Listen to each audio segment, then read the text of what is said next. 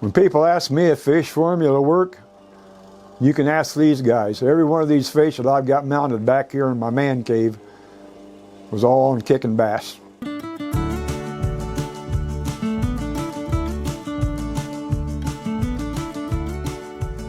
Hi folks, welcome back to Outdoors with Bud. I'm your host, Bud Fields. You know what I like about my job? I get a lot of questions, and that's something, because at least I know I'm possibly helping somebody. One of the questions that I've got is about fish formulas. Do they work? Well, one thing about fish formula is it's just like different hooks or different baits. It's just a tool, and depending on the application, the time and the place, it can work.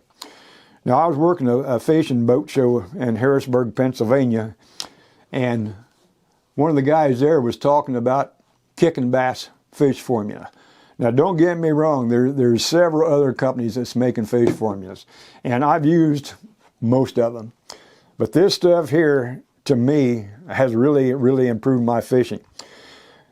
There's two ways you can use this. Number one, you can use it as a fish attractant, which means it's just like if you're walking through a parking lot and you walk by the Pizza Hut or a Pizza Den, or Papa John's, and you smell pizza, even if you just got done eating, you're wanting to go over there and get a piece of that pizza. That is because that scent attracted you. It got your attention, and you decided you wanted some of it. Same way with this stuff here. You can use it as an attractant to where they smell it and they're going to come in and want to eat it. Or I've used it a lot of times as a cover scent. Now, what do you mean by a cover scent? I've kind of, over the years, got to where I didn't want to leave anything to chance. I mean, the fish has got, just like deer hunting, they've got a heck of a nose on them. And they can smell and detect things from a long way.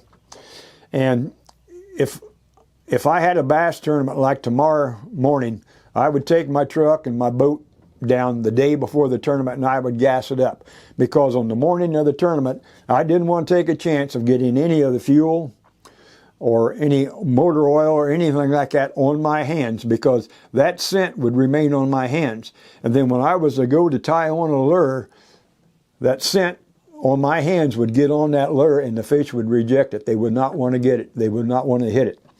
So that's another way you can use it. Now, what I liked about kicking bass is, like I say, I've done a lot of bass fishing, and they've got several different, just like garlic. This is probably my most popular scent.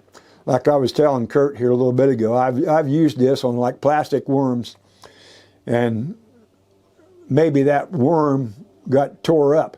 Well, rather than throw that plastic worm on the bank where some duck or muskrat or something would swallow it and choke to death on that plastic, or rather than throw it in the water and let it float around and be distracting, I left it in the boat. Well, I forgot it. And 2 days later, I would walk by my boat when it had the cover on it, and it would smell like somebody had a pizza party in that boat. But this stuff was really potent, and it was probably my favorite. Well, they also made it in a crawfish scent. Well, if you bass fish very long, you know that crawfish is one of the main things that the bass will eat. Of course, yeah, they like minnows too. But crawfish, if you see any riprap or any rocky banks out there, there's bound to be crawfish around it. You could put some of this on your lure, throw it around those rocks, and I think you're going to be pleasantly surprised. Then they got a scent here. It's an incense. It smells just like licorice, and boy, is it sweet smelling. Now, how often do you use it? It all depends. I've gone out there on some days and I didn't have to use anything. I've gone out there on other days, and as I was telling Kurt a little bit ago, my wife and I was crappie fishing. We were using live crappie, and as we wasn't catching anything. I thought my wife was joking with me. She reached down and got a bottle of this, and she sprayed some of it on a live minnow and tossed it out there, and guess what? She started catching fish. I seen it with my own eyes. Now, would I have thought about that? Probably not. But what I like to do the morning before I go to a bass tournament, I will get an ordinary plastic sandwich bag like what I'm showing you right here. I will put several pieces of soft plastics that I plan on using the next day. I mean, I've got zipper worms in there. I've got Konami worms in there, Yamamoto's. I will put them in a bag. just like this. And 9 times out of 10, I will reach for that garlic. But I have done it with all of them. I will take that, and I'll put 5 or 6 drops of that scent in that bag. I'll close that up. I will seal that bag just like this. I will take it in my hands and I'll kind of rough it up. Now what I'm doing, I'm actually spreading that scent on that the kicking bass or the fish formula inside of that. Well, I know you can't smell it on camera, but trust me, you can smell that garlic on there. And when I start fishing the next morning, the first thing I'll do, I'll reach in there and I'll get one of those and I'll put it on there. Now, I might cast it 5 or 6 times. If I'm not getting any hits on it, I might put a couple little dabs on there. Now, one thing I would like to warn you about on this, any fish formula, regardless of whether it's kicking bass, whether it's fish formula, whether it's what Berkeley uses, the 454, any of it, especially in a plastic bottle, if that plastic bottle has got a seam on it, that seam can crack. And this scent will come out of that, and it will go into your carpeting, and it will actually dissolve the glue on your carpet. I had to recarpet the whole front end of my bass boat. You couldn't tell it. Yeah, you could smell it, but like I say, the way I was using it, I just figured it was from the baits.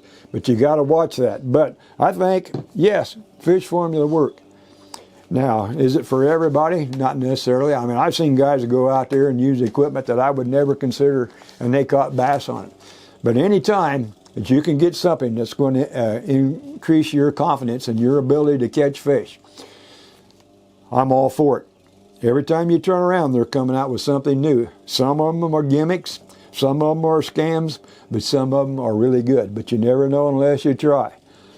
Now, can you get kicking bass? I've seen it in Bass Pro Shop before. I've seen it available on eBay and on Amazon. Or if you wanted to contact them, it's called Kick and Bass. It's K-I-C-K, the letter N, B-A-S-S. And their phone number is 1-800-605-2277.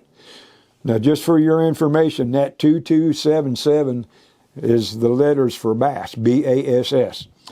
Or you can reach them at kickandbass.com on their website. Now, they do make this for other fish. They've got it for like lake trout. They've got it for walleye. They've got some formulas they've got up for fishing for catfish. Basically, any kind of fish that you want, saltwater fish too. They've got stuff for that. But I would suggest maybe you try it. It might work for you, it might not, but you're never going to know until you use it. And in the right place and the right time, it can make a difference of you going home 3rd or 4th place, or not making any money, or winning. But give it a shot. I think you might be pleasantly surprised. So, hey, I want to give a little acknowledgement out to the staff there at the KokomoLantern.com. They're a fine bunch of people, and by golly, I've had a great time doing these episodes for you on the podcast. It gets kind of difficult at times. It's much easier to sit in front of the computer and do my written articles, which is also posted at KokomoLantern.com. But I'm having a good time with this, and I've had some good people to work with, Ed and Kurt. They're great guys, and Pat Muncie. I've known Pat since he was a little kid. Now he's almost my age. So, hey, look forward to seeing you folks again, and I do have some more guests I've got lined to come up.